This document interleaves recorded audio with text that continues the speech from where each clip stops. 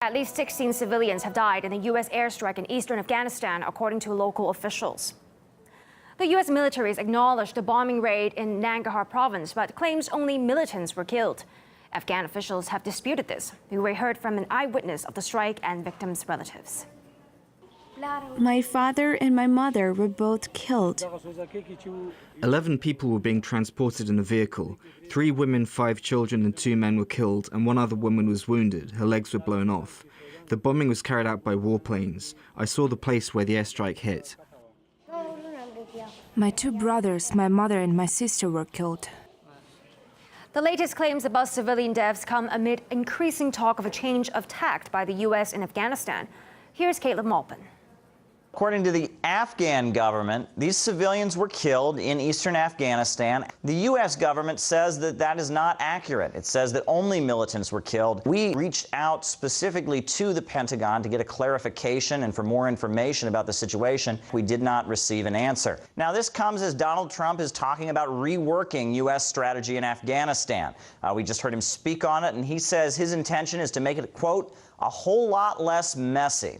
It's a very big decision for me. I took over a mess, and we're going to make it a lot less messy. But that has been a place, 17 years, our longest war, as I read in one of your columns. And frankly, it's going to be a decision that's going to be made very soon. Now, at this point, roughly 8,400 U.S. troops are in Afghanistan. They're joined by roughly 5,000 NATO forces that are there alongside them from various NATO countries. The United States has been in Afghanistan for over 16 years. There's been a series of incidents in which civilians have been killed, and increasingly in U.S. airstrikes, we've also seen Afghan security forces being killed. Much controversy surrounding U.S. activities in the country, but as the U.S. intervention in the country continues, there have been calls from the military for an expansion of the U.S. military presence in Afghanistan. Now, one proposal is being put forward on Afghanistan, and it's coming from Eric Prince. Now, Eric Prince is the founder of a private security firm, a military contractor, formerly known as Blackwater. It is quite controversial. He's proposing that the USA privatize its war in Afghanistan. There would be contracted people, professionals, former special operations veterans that have experience in that theater to go do that work. Would you be profiting from the war?